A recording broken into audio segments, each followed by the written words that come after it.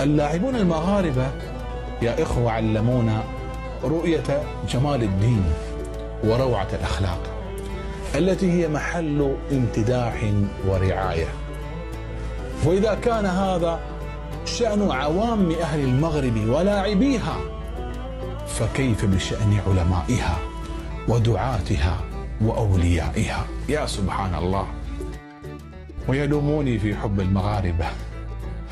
ما أحلى وما أروع وما أعظم هذه الكلمات في حق المنتخب المغربي وفي حق أهل المغرب. أسود الأطلس المنتخب المغربي لكرة القدم لم يبهر الرياضيين فقط، بل أيضا الشيوخ والفقهاء وأهل الدين الذين تغنوا بأبطالنا الذين شرفوا الإسلام ومثلوه أحسن تمثيل، ورفعوا رؤوس الأمة الإسلامية عاليا، ليس فقط المغاربة والعرب بل الأمة بأجمعها. في هذا الفيديو سنقف عند أروع وأجمل وأعظم ما قاله المشايخ عن المنتخب المغربي وعن أخلاق المغاربة الذين يمثلون العرب والمسلمين دائما في المحافل الدولية أحسن تمثيل. أسودنا الأجلاء الأفاضل تركوا صدى طيبا في نفوس كل العرب وفي نفوس كل المسلمين. أسود الأطلس جعلونا نفتخر ونعتز بكوننا مغاربة.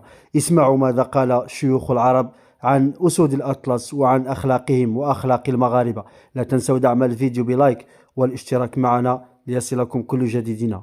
فقاموا المغاربة بتقديم فريق أعطى قيمة أخلاقية كانت المجتمعات كلها في حاجة إليه. عارفين القيمة الأخلاقية الأولى التي أعطاها فريق المغرب للعالم بأسره؟ بر الوالدين. بر الوالدين، يعني إذا تنقلت الأخبار وشاهدت الصور وشاهدت وتتبعت أخبار هذه المباريات، ستكتشف أن الفريق الشباب المغاربة يحرصون على وجود آبائهم وأمهاتهم، على وجود آبائهم وأمهاتهم معهم في المباريات، طلبا للمدد وطلبا للبركة وطلبا لنفحات الدعاء وطلبا للتدعيم النفسي.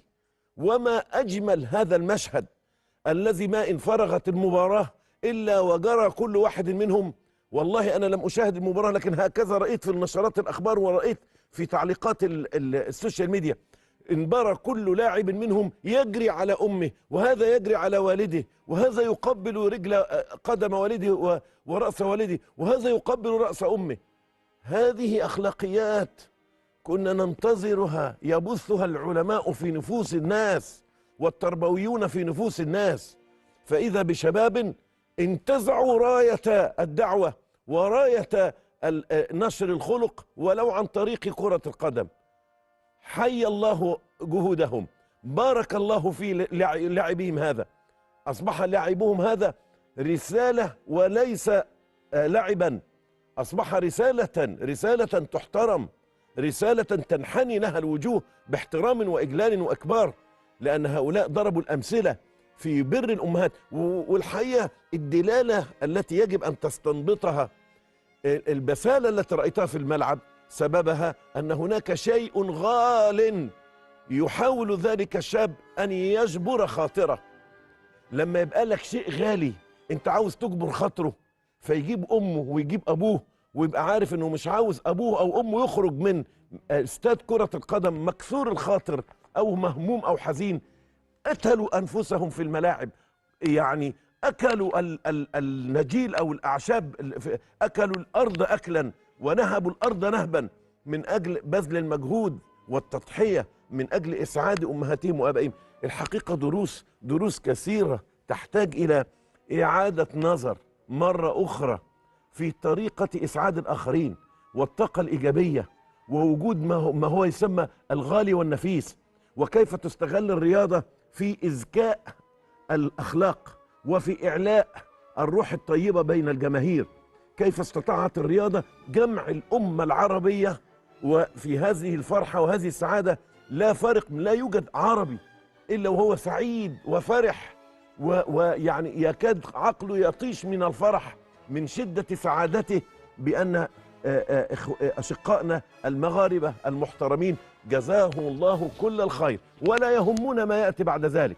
يعني أنا الحقيقة أنا قنوع جدا بما يسر الله لي وطموح في شبابنا، وأعلم أن الله سبحانه وتعالى له في خلقه شؤون. فهذا درس مفيد جدا.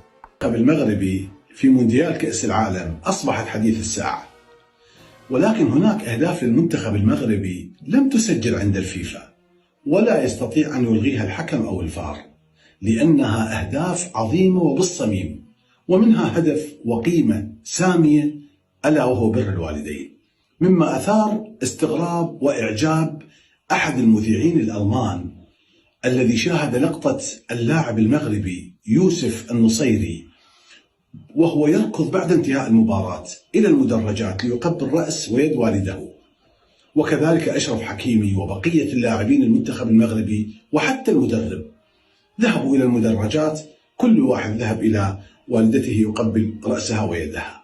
فيقول المذيع الألماني إن هذه العلاقة الحميمية مع العائلة لم نعد نراها في مجتمعاتنا الغربية، والتي تسودها الأنانية والمثلية الجنسية واندثار مفهوم الأسرة وعقوق الوالدين ورميهم حتى في الملاجئ ودور الرعاية.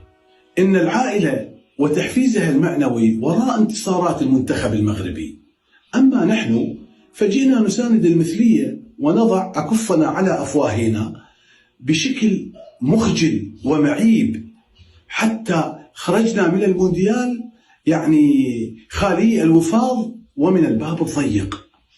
هم تعلموا منا كرة القدم وأتقنوها بل تجاوزونا، فيجب علينا أن نتعلم منهم الأخلاق. عسى أن نرى أمهاتنا وآبائنا يوما من الأيام يعانقوننا من على المدرجات. يا الله، كم هي رسالة بليغة أيها الشباب، اعتزوا بدينكم، اعتزوا بنبيكم عليه الصلاة والسلام، وليكن شعارنا: يا هذه الدنيا أصيخي واشهدي، إنا بغير محمد لا نقتدي.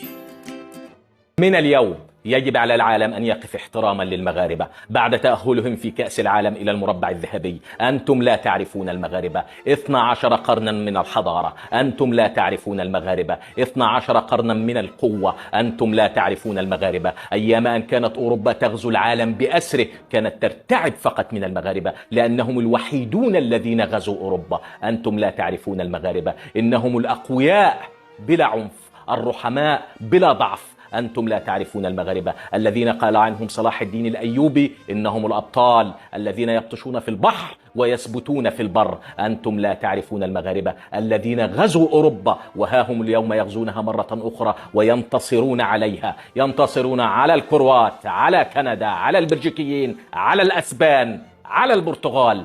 إنهم ملح الأرض، إنهم الشعب الذي لا يقهر، ويجب علينا جميعا أن نقف احتراما للمغاربة.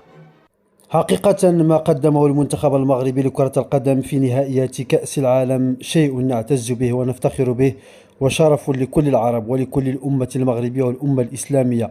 لقد مثلونا وشرفونا أحسن تشريف، وفازوا بحب العالم وبحب كل المسلمين، وهذا أكبر إنجاز وأكبر فوز يمكن للإنسان أن يحققه في حياته. فشكرا لكم مرة أخرى يا أسود الأطلس، وشكرا لوليد الركراكي، وشكرا لكل الجماهير المغربية والعربية التي ساندت أسود الأطلس في هذا المونديال، وشكرا لهؤلاء الشيوخ الذين عبروا عن حبهم وعن تقديرهم واعتزازهم بهؤلاء الشبان الشجعان الأبطال الذين شرفوا الأمة الإسلامية. شكرا لكم على المتابعة، لا تنسوا دعمنا باللايك والاشتراك في القناة ليصلكم كل جديدنا. إلى اللقاء في فيديو قادم بحول الله.